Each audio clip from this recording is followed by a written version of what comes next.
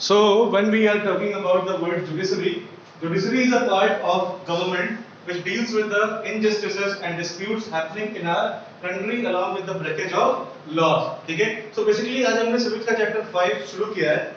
That is judiciary. ठीक है? And it is the first part of this video in which we are studying the meaning of judiciary. ठीक है? So judiciary का जो verb है वो basically ये है कि it provides the justice, ठीक है, as well as wherever it is a possibility of injustice, ठीक है, there people run towards judiciary for getting the justice. ठीक है, अगर उन्हें प्रॉपर न्याय नहीं मिल पाता है किसी कोर्ट की वजह से, ठीक है, किसी कोर्ट में कई बार क्या होता है, अपने देश में करप्शन बहुत ज्यादा है, ठीक है, due to corruption sometime courts are not able to give the right decision. ठीक है, so when the people do not get the right decision from the court, then they run towards the higher courts, high court, supreme court. ठीक है, उसके बाद वो आगे बढ़ते जाते हैं ताकि उनको कहीं भी जाकर के एक जगह न्याय मिल सके. ठीक है, so basically it is a part of government which deals with the injustices and disputes that is being done in our country as well as the breakage of laws. ठीक है, organs of the judiciary are organs of judiciary. Organs of judiciary का क्या मतलब होता है? What is the meaning of organs of judiciary? बताओ. What is the meaning of organs of a judiciary? Judiciary के अंदर में काम करने वाले कितने लोग हैं, यही होता है मतलब. ठीक है, क्या हो सकता है? तो सबसे पहला ये है, बताओ मुझे कोई दिक्कत नहीं है. ठीक है, देखो जजेस उसके ऑर्गन्स होते हैं. I am talking about the organs of judiciary. I am not talking about the organs of the courts or the organs of judiciary. Judiciary के जो organs हैं basically उनको कहते हैं हम. सबसे पहले क्या आता है? Supreme court. सबसे ज्यादा पावर सुप्रीम कोर्ट के पास होती है ना. सुप्रीम कोर्ट, ठीक है, उसके बाद आता है अपना हाई कोर्ट. ठीक है, हाई कोर्ट के बाद क्या आता है? सेशन कोर्ट, जहां पे मर्डर वगैरह के केसेस सुलझाए जाते हैं. ठीक है, सेशन कोर्ट. फिर आता है अपना सिविल कोर्ट. ठीक है, इसके बाद क्या आता है? कचहरी नहीं, सुप्रीम, हाई, सेशन, सिविल. ये चार ऐसे ऑर्गन्स हैं जो जुडिशरी के अंडर में काम करते हैं. समझ में आ रही है बात? अब हम अगर इनके ऑर्गन्स की बात करेंगे उत्सव, तब हमें पता चलेगा कि इसमें जज भी होते हैं, वकील भी होते हैं, फिर उसके बाद और भी सारे लोग होते हैं. ठीक है, so basically what are the organs of judiciary? Supreme, high, session, civil. समझ में आ रहा है? नहीं आ रहा? आ रहा है तो बाल क्यों कर रहे हो? जब समझ में नहीं आता तभी ये सारी चीजें होती हैं. या तो तुमको समझ में नहीं आ रहा है, समझना नहीं चाह रहे हो, तो में से एक काम होगा.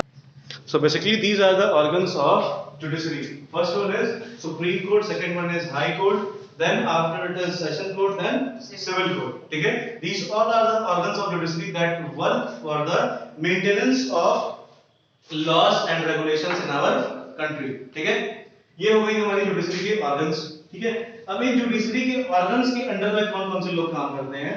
अब ये हम जानने की कोशिश करेंगे. ठीक है? So organs working under the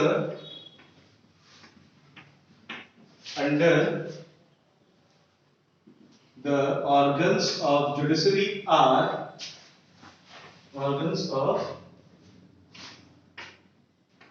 judiciary are first one, the highest official is known as judge. ठीक है, second one is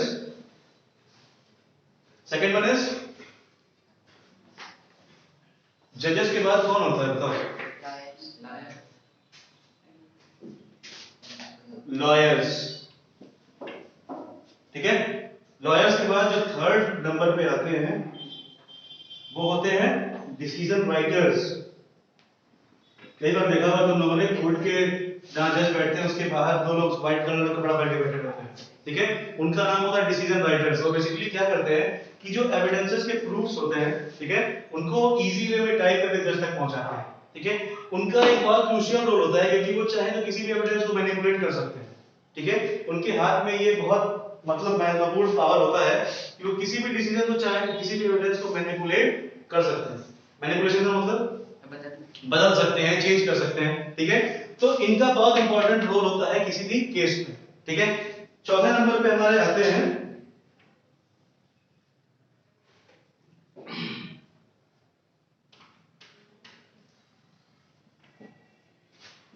door keepers और कॉलर्स।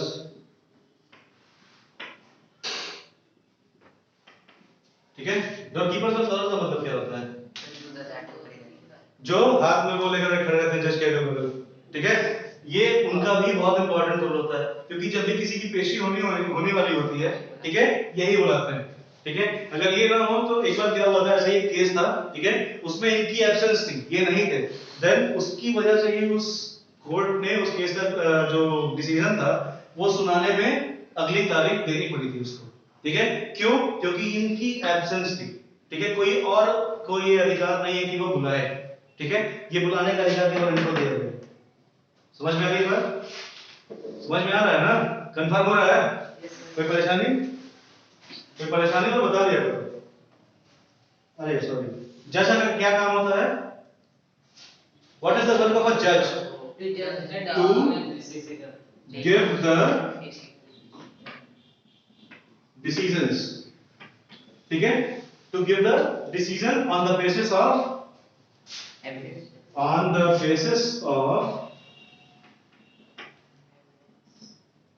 एविडेंसेस, ठीक है।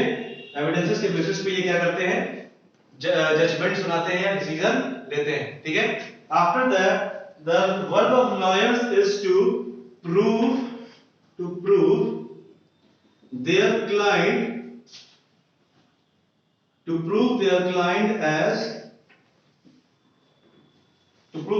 as unguilty,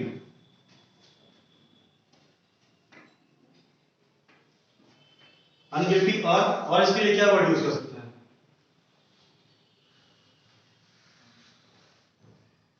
not found guilty. भाई इसमें और क्या चीज हो सकता है? नॉट फाउंड गिल्टी, ठीक है। वो अपने कितना भी अगर उसका क्लाइंट अगर गिल्टी होगा भी तो वो ये कोशिश करते हैं 95-96% कि उनकी क्लाइंट को सजा न हो, ठीक है। They try to prove their clients as unguilty, ठीक है। समझ में आ रहा है ना? After this the work of decision courts, yes, the work of these bodies are to make the written copy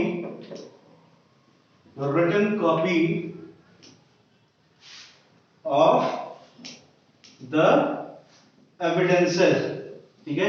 evidences की रिटन कॉपी बनाना इनका काम होता है, ठीक है। आफ्टर दैट डोर कीपर्स का काम क्या होता है? They use to call whoever is to be shown in the court, ठीक है। पेशी का मतलब शोन ही तो होता है, ठीक है। To call whosoever is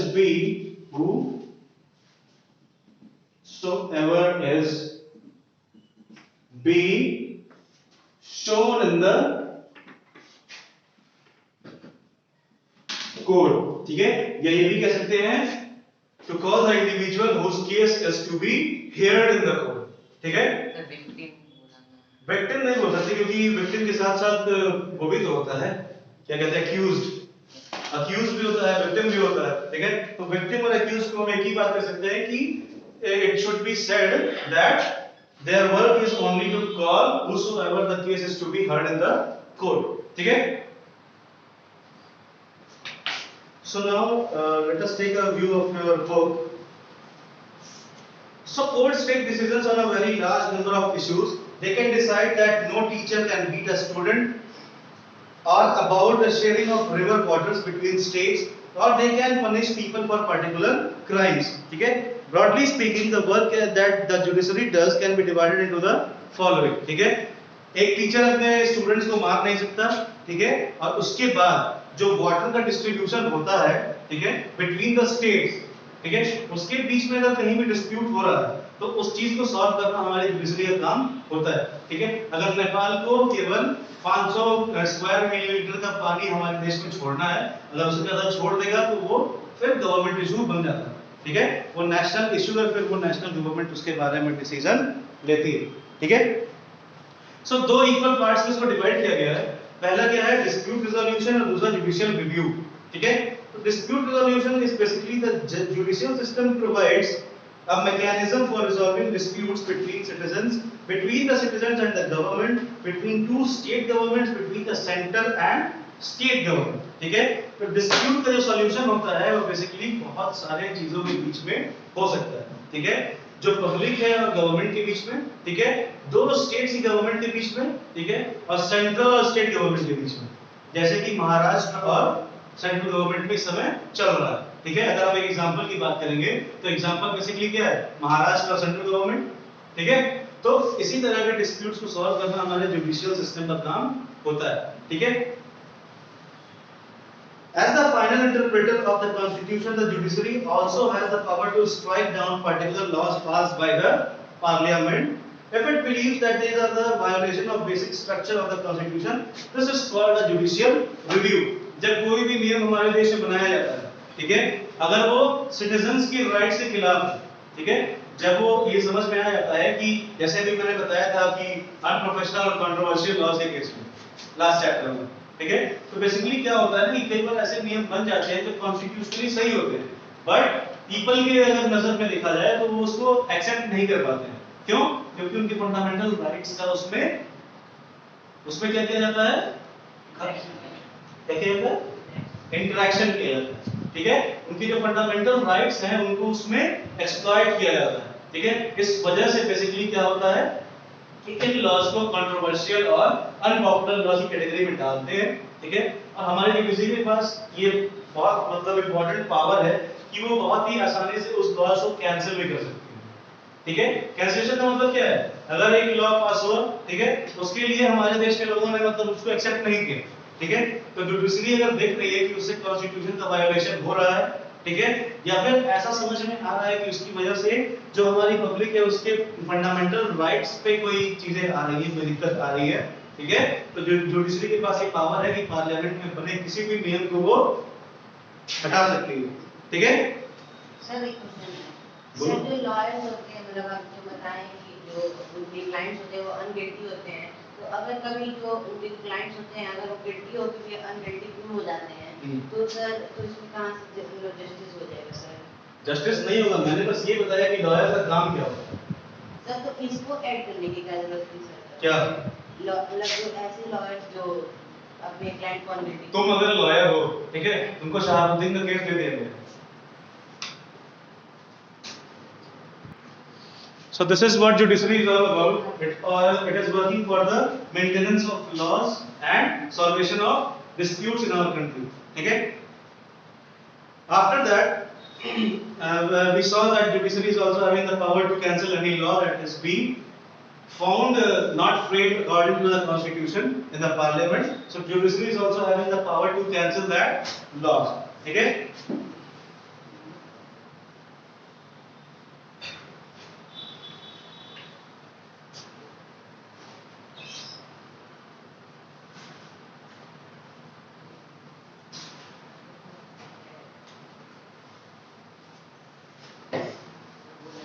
sir एक सर सर हिंदी में आप समझाइए ना सर, अच्छे समझ में नहीं आता। क्या चीज? सर जो आपने इंग्लिश में समझाया। इंग्लिश में क्या समझाते थे वो समझ में नहीं आता। सर जो अभी जुडिशरी के बारे में। So basically, judiciary is also having the power to,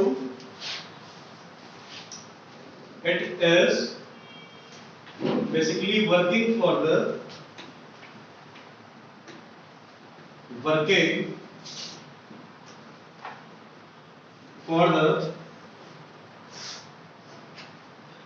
solvation of disputes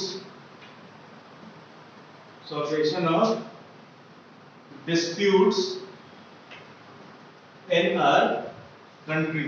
ठीक है, हमारे देश में जो भी डिस्प्यूट है, ठीक है, डिस्प्यूट कहाँ हो सकता है, people and the government, people and government,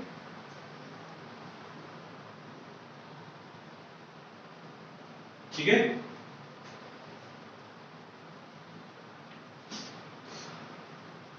state, 2 state governments, ठीक है, state government and central government, ठीक है। इन 3 लोगों के बीच में डिस्कशन या डिस्प्यूट्स हो सकते हैं, ठीक है। इसको सॉल्व करने का काम क्या करती है? अपनी जुडिशरी करती है, ठीक है। Judiciary is working for the solvation of the disputes between these 3 organs of our country, ठीक है। जब पब्लिक और गवर्नमेंट के बीच में होता है तो भी जुडिशरी काम करती है, ठीक है। क्योंकि पीपल क्या करते हैं, लोग जाते हैं अपने प्रॉब्लम्स के बारे में उनको बताते हैं। गवर्नमेंट अगर उनकी पॉलिसीज को नहीं सुन रही है, उनकी प्रॉब्लम्स को नहीं सुन रही है, ठीक है, तो फिर लोग क्या करते हैं? कोर्ट की तरफ जाते हैं, ठीक है। कोर्ट में क्या करते हैं? वो अपील करते हैं that my government is not listening about our problems and they are not giving the proper solution for the problem, ठीक है। So this is the dispute that is being solved by our judiciary, ठीक है।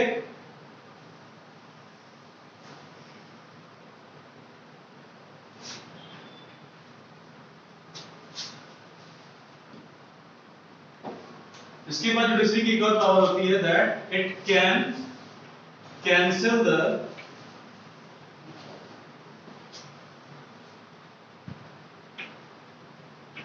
laws made by parliament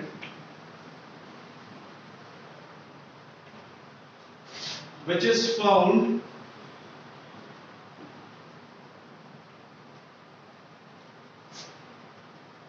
violating the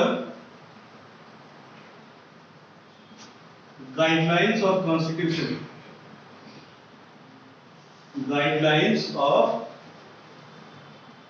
constitution, ठीक है।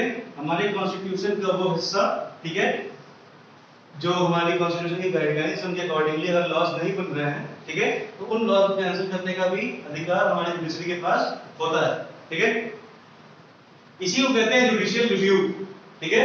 This power is called as this power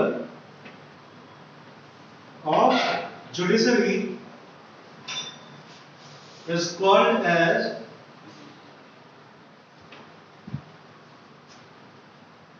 अच्छा judicial review जो ये नाम है इसे क्या समझ में आ रहा है? जुडिशरी का रिव्यू किसी भी टॉपिक की तरफ, ठीक है। अगर जुडिशरी स्टेट गवर्नमेंट की तरफ अगर अपना रिव्यू दे रही है, ठीक है, कि उसका क्या सोचना है यूपी की स्टेट गवर्नमेंट के बारे में, ठीक है, then it is called as judicial review, ठीक है। इसे ही जुडिशियल रिव्यू कहते हैं। This is judicial review. समझ में आ गया सबको ना? कोई परेशानी किसी को? Confirm? Upholding the law and enforcing fundamental rights, ठीक है। अगर कोई लॉ बन रहा है, ठीक है, और उसको इन्फोर्स करना है, ठीक है, उसके लिए भी जुडिशरी का हेल्प लेती है हमारी गवर्नमेंट, ठीक है। So basically every citizen of India can approach the supreme court और high court if they believe that their fundamental rights have been violated, ठीक है। अगर हमारे देश की जनता जो है उनको ये लगता है कि उनकी जो फंडामेंटल राइट्स हैं, ठीक है, जो भी मानवाधिकार उनको मिले हुए हैं कॉन्स्टिट्यूशन से, उनका वायोलेशन अगर हमारी गवर्नमेंट कर रही है, ठीक है, अगर किसी जैसे हमारे जो राइट्स हैं, right to equality, right to freedom, right to speech, ठीक है, ये सारी चीजें हैं ना, तो किसी भी फील्ड में अगर इन चीजों का वायोलेशन हो रहा है, ठीक है, अगर इन चीजों को गवर्नमेंट फॉलो किए बिना कोई भी रूल इन्फोर्स कर रही है, ठीक है, then it is also the term that is contained under the judicial review, ठीक है। उसको भी जुडिशियल रिव्यू के अंडर में हमारी पब्लिक डाल सकती है, ठीक है, कोर्ट की तरफ जा सकती है, वो अपने प्रॉब्लम्स कोर्ट से डिस्कस करेगी that this law that is made in our states is not according to the fundamental rights provided to us by our constitution, ठीक है। जो भी संविधान के थ्रू हमें अधिकार मिले हैं उनका क्या कहते हैं, उसका फॉलोइंग नहीं हो रहा, ठीक है, उसके खिलाफ रूल बनाए गए, ठीक। For example in class 7 book you have read about Hakim Sheikh, an agricultural laborer who fell from a running train and injured himself and whose condition got worse because several hospitals refused to admit him, ठीक है। Class 7 में हकीम शेख की कहानी है, ठीक है। उसमें क्या होता है कि हकीम शेख ट्रेन से गिर जाता है और उसकी जो कंडीशन है वो और बुरी होती जाती है, जस्ट बिकॉज कोई और हॉस्पिटल उसको एडमिट करने के लिए तैयार नहीं होते, ठीक है। So on hearing this case, the Supreme Court ruled that Article 21, which also provides every citizen the fundamental right to life, also includes the right to health, ठीक है। तो आर्टिकल 21 जो हमारे कॉन्स्टिट्यूशन का है वो ये बताता है कि हर किसी को ट्रीटमेंट मिलने का अधिकार है, हर किसी को अपने जीवन जीने का अधिकार, ठीक है। और जीवन जीने के साथ साथ हर किसी को हेल्थ की जो कंडीशंस हैं उसको अच्छे करने का भी अधिकार, हर किसी को ट्रीटमेंट पाने का अधिकार, ठीक है। तो इन सारी चीजों का वायोलेशन उस केस में हुआ था, ठीक है।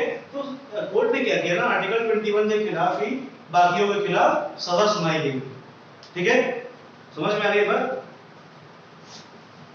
So it therefore directed the West Bengal government to pay him compensation for the loss suffered, as well as to come up with a blueprint for primary health care with particular reference to treatment of patients during an emergency, ठीक है।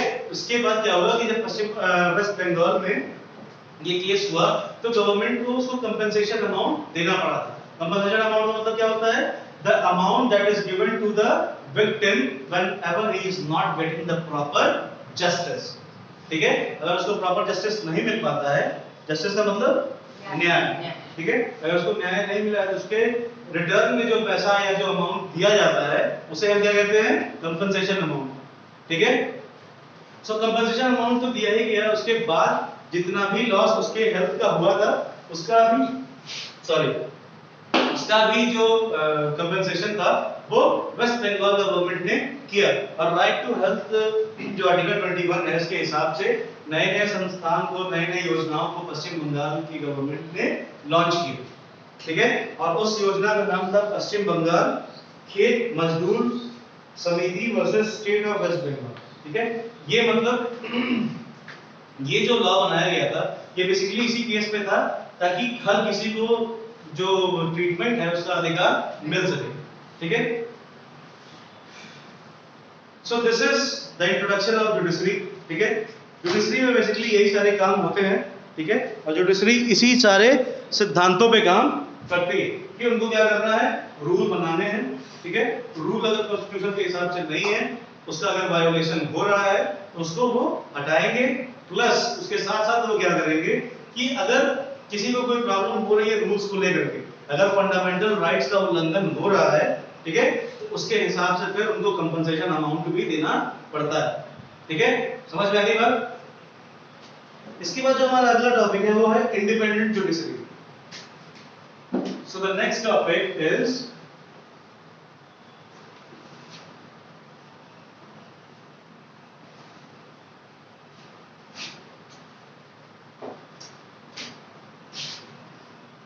Independent judiciary, ठीक है। Independent judiciary से क्या समझ में आता है? What is the word independent judiciary mean? बताइए बताइए, कोई दिक्कत नहीं। इंडिपेंडेंट मतलब अपने हिसाब से। देखो इंडिपेंडेंट बताओ सर, कोई जुडिशरी सिस्टम है तो सर वो इंडिपेंडेंट मतलब वो कोई भी डिसीजन मतलब किसी के वो जुडिशरी सिस्टम किसी के वो अंडर में नहीं चल सकता, मतलब वो खुद ही सारे डिसीजन ले सकता है, वो इंडिपेंडेंट स्वतंत्र है वो। सही है, बिल्कुल सही है। तो इंडिपेंडेंट जुडिशरी का मतलब ये होता है whenever judiciary is termed as a type of independent government itself, ठीक है, वो किसी के भी दबाव में कोई भी डिसीजन नहीं ले सकता, ठीक है। It is considered as a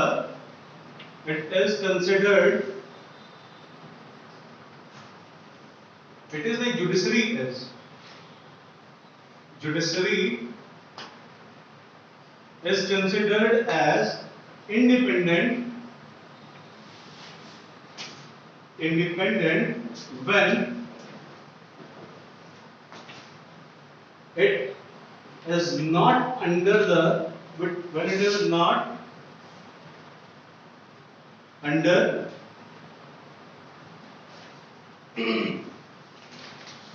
someone's forceful decisions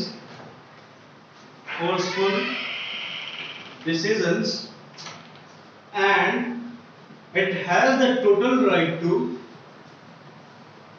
it has the total right to take the decisions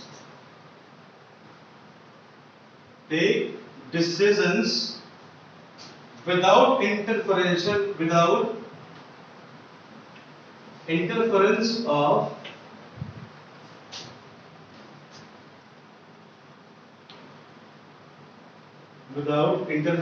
of any other department than it. ठीक है? Judiciary is considered as independent only when it is not under the control of any department. ठीक है? या किसी के भी forceful decision के under में नहीं है. ठीक है? चाहे वो सेंट्रल गवर्नमेंट हो, स्टेट गवर्नमेंट हो, कुछ भी हो. ठीक है? Even president is also not having the power to change the decision of judiciary.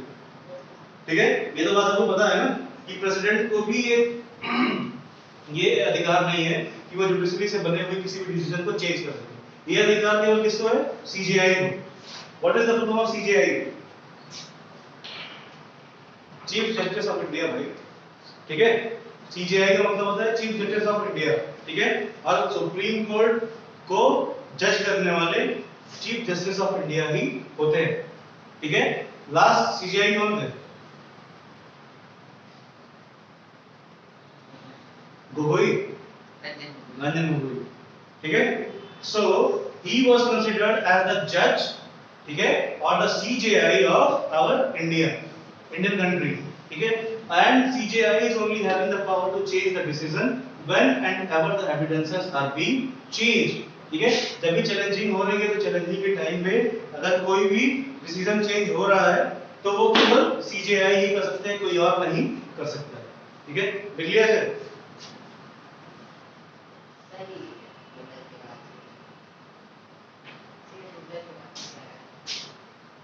Right.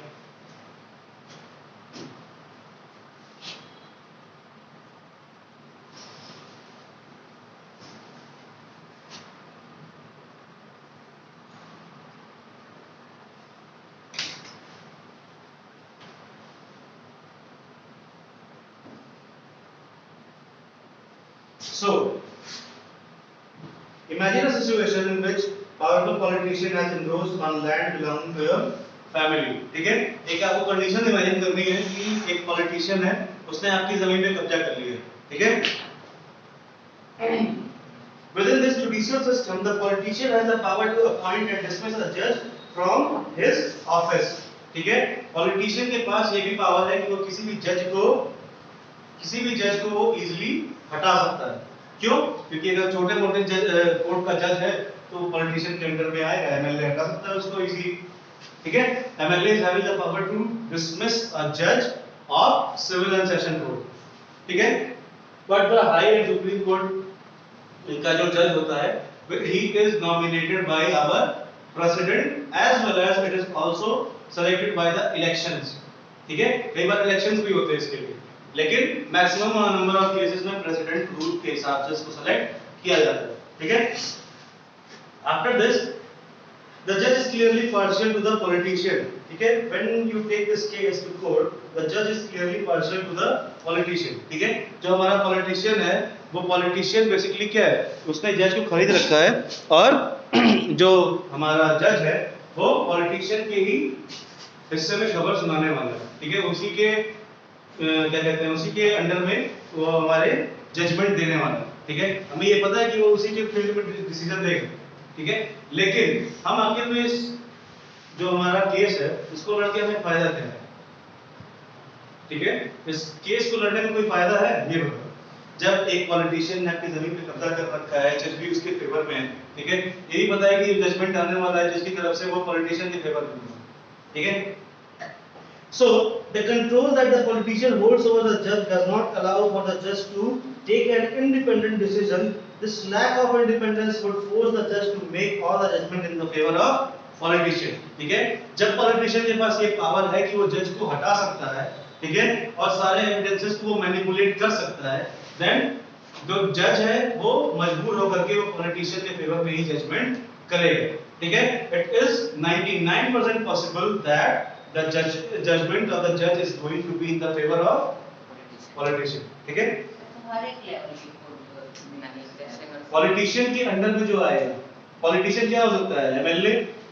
Politician तो एक प्राइम मिनिस्टर भी होता है, but prime minister does not have the power to remove the CJI of India, ठीक है। One time when CJI is selected in our country, then whenever his work hour is completed, then only he will be dismissed, ठीक है। केवल president को ही अधिकार है कि वो उसको हटा सकते हैं बीच में, ठीक है। जब उनका कार्यकाल चल रहा है तो कार्यकाल के बीच में हटाने का केवल अधिकार किसको है, प्रेसिडेंट को। सीजीआई को डिसमिस करने का अधिकार केवल किसको है, प्रेसिडेंट को, ठीक है।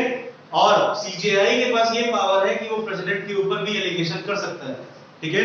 If Ramnath Kovind is found guilty in any of the cases, then CJI is having the power to bring him to the court also, ठीक है। वो उसको भी कोर्ट के कटघरे में खड़ा कर सकते हैं, ठीक है। समझ में आ रही है बात। After that, although we often hear of rich and powerful people in India trying to influence the judicial process, ठीक है। हमारे देश में से बहुत सारे लोग जो जुडिशियल प्रोसेस को इन्फ्लुएंस करने का दम रखते हैं, ठीक है। कई बार क्या होता है कि किसी के ऊपर केस चलता है, पैसा बहुत है, ठीक है, तो वो क्या करते हैं कि उस केस को या तो बंद करा देते हैं या तो फिर उनके फेवर में जजमेंट आ जाता है, ठीक है। The Indian Constitution protects against this kind of situation by providing for the independence of the judiciary, ठीक है। जुडिशरी को एक इंडिपेंडेंट रूल देने के लिए, ठीक है, एक इंडिपेंडेंट फॉर्म ऑफ गवर्नमेंट बनाने के लिए जुडिशरी को, ठीक है, कॉन्स्टिट्यूशन हमारे साथ बहुत सारी चीजें, बहुत सारे ऐसे रूल्स बनाता है, ठीक है। ऐसे बहुत सारे रूल्स फ्रेम किए गए हैं जिसकी वजह से कभी भी ये चीजें पॉसिबल नहीं हो सकती हैं जब तक ये कोर्ट के जो जज हैं या फिर जो भी ऑफिशियल्स जो काम कर रहे हैं वो इन सब चीजों को करने के लिए फोर्सफुल ना हो, ठीक है। अगर जज चाहता है कि उसको पैसे मिले, ठीक है, तभी कोई उसको खरीद सकता है, नहीं तो no one is having the possibility to purchase a जज, ठीक है। इट इज द जज who is having the right to sell himself, ठीक है। Whenever he is trying to sell himself, then only the politician or any other powerful individual in our country is going to purchase him, ठीक है। Otherwise, it is not possible, just because of the rules that are made in our constitution, ठीक है। One aspect of this independence is the separation of powers, ठीक है। separation of power मैंने chapter 1 में आपने पढ़ा होगा, ठीक है। तो उसमें क्या बताया गया था, सेपरेशन ऑफ पावर में क्या होता है। हाई कोर्ट के पास एक डेफिनेट अमाउंट ऑफ पावर होता है, सुप्रीम कोर्ट के पास एक अलग पावर होता है, ठीक है। सेशन और सिविल कोर्ट के पास अलग पावर का डिस्ट्रीब्यूशन होता है। सो ये जितनी भी पावर का डिस्ट्रीब्यूशन लेवल बाय लेवल होता है हमारी सोसाइटी में, हमारी कंट्री में, ठीक है, इसी को कहते हैं क्या, सेपरेशन ऑफ पावर्स, ठीक है। समझ में आ रही है बात। सुप्रीम कोर्ट के पास क्या है कि वो कंट्री लेवल की चीजों को सॉल्व करता है। हाई कोर्ट के पास क्या है कि वो स्टेट लेवल तक जाता है। और सेशन और सिविल कोर्ट क्या करता है, वो जो नॉर्मल लोकल केसेस होते हैं उनको क्या करता है, सॉल्व करता है, ठीक है। हमारे कंट्री में सब कितनी ये civil state court, high court, जितने स्टेट्स होते हैं हाई कोर्ट्स सारे स्टेट में, हाँ, Haryana high court, Punjab high court, Uttar Pradesh high court. Uttar Pradesh में 2 जगह हाई कोर्ट है, जानते हो कहाँ पे, लखनऊ में, और लखनऊ में तो सामने ही दिखता है। और इलाहाबाद हाई कोर्ट का नाम नहीं सुने हो, इलाहाबाद हाई कोर्ट। यूपी में बहुत सारी चीजें हैं जो 2-2 हैं। आईआईटी कॉलेज के बारे में सुने हो, इंडियन इंस्टीट्यूट ऑफ टेक्नोलॉजी, वो भी उत्तर प्रदेश ही ऐसा एक स्टेट है जहाँ पे 2-2 है। एक आईआईटी कानपुर में, एक आईआईटी बनारस में, वाराणसी, बीएचयू, ठीक है। IIT BHU, IIT Kanpur. NIT 2 है, एक दुर्गापुर में है और एक एनआईटी कहाँ है बताओ, कानपुर। एनआईटी कानपुर और एनआईटी एक इलाहाबाद में भी है, Motilal Nehru institute of technology, MNIT, ठीक है। एक और है जिसको भी अभी हाल ही में मिला है, BBD, national institute of technology, Lucknow, है ना, बाबू बनारसी दास, ठीक है। तो यूपी में 4-4 एनआईटी है, 2-2 आईआईटी है, और क्या चाहते हो, 2-2 हाई कोर्ट है। बाकी सारे जितने भी स्टेट्स हैं उसमें एक हाई कोर्ट है, ठीक है। सुप्रीम कोर्ट एक ही है। सुप्रीम कोर्ट तो एक ही है, वो पूरे कंट्री को गवर्न करता है, ठीक है। पता है आपको भी थोड़ा बहुत? श्योर नहीं। नहीं, श्योर होना चाहिए ना, कोई भी जवाब हो तो उसके बारे में श्योर रहो, दांत को दिखाओ। ठीक। So what this means here is that other branches of the state like legislature and the executive cannot interfere in the work of the judiciary. जो हमारे सिविल कोर्ट या फिर लोकल कोर्ट्स के जो भी एम्प्लॉइज हैं, ये कभी भी जुडिशरी के वर्क में कभी भी इंटरफियर नहीं कर सकते। अगर जज ने ये डिसीजन बना लिया है कि हमें इनके फेवर में डिसीजन सुनाना है, ठीक है, तो lawyers are not having any kind of right to interfere in the process of judiciary. ठीक है, जैसे हमने मूवी में देखा था जॉनी एलबी 2 में देखा था ना कि वो जो लॉयर रहता है वो जैसे किला पंचर में बैठ जाता है, but it is not possible when we are talking about our judiciary और the state and central courts. ठीक है, जब हम हाई और सुप्रीम कोर्ट की बात करते हैं तो कभी भी ये चीजें पॉसिबल नहीं होती। ठीक है, ये केवल सेशन और सिविल कोर्ट में हो सकता है। ठीक है, क्योंकि ये लोकल कोर्ट्स होती हैं, यहाँ पे कुछ भी हो सकता है। The courts are not under the government and do not act on their behalf. ये किसी भी गवर्नमेंट के अंडर में काम नहीं करती हैं और ना ही किसी भी गवर्नमेंट को रिप्रेजेंट करती है कभी भी। ठीक है, ना ही किसी गवर्नमेंट को ये अधिकार है कि वो इनके डिसीजंस को मैनिपुलेट कर सके। ठीक है, ना ही इनका अधिकार, ये कभी भी गवर्नमेंट को मैनिपुलेट कर सकती है, but government is not having the right to manipulate the decision of judiciary. ठीक है, समझ में आ रही है बात? So, for the above separation of work, well, it is also crucial for all the judges in the High Court as well as the Supreme Court are appointed with very little interference from these other branches of government. Once appointed to this office, it is also very difficult to remove a judge. मैंने बताया ना अभी कि एक बार अगर जज select किया जा चुका है तो उसको रिमूव करना बहुत ही कठिन काम। ठीक है, अगर Ranjan Gogoi chief justice of India थे तो उनको रिमूव करने के लिए बहुत ज्यादा पावर आपको होना चाहिए, आपका सीनियर प्रेसिडेंट से लिंक होना चाहिए।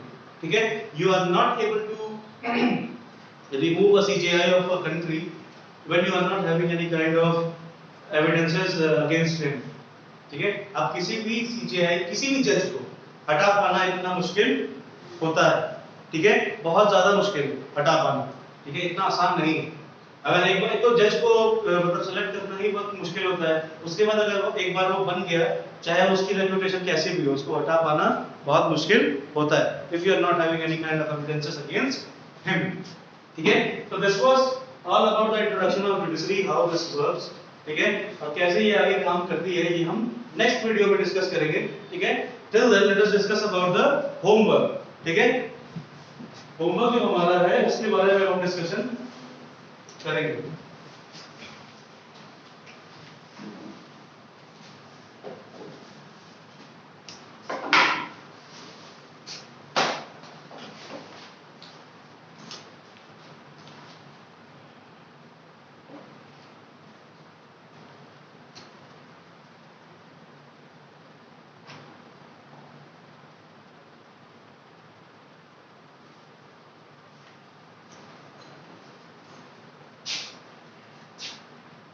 What do you understand by word?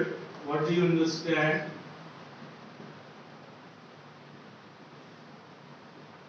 by word justice delayed is justice denied? Is justice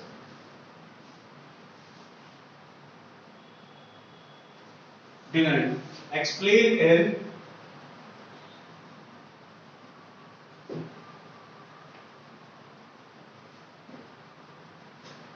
ठीक है, जस्टिस डिलेड का मतलब क्या होता है? इस क्वेश्चन से आप समझ क्या रहे हो? समझ में आया मेरा क्वेश्चन क्या?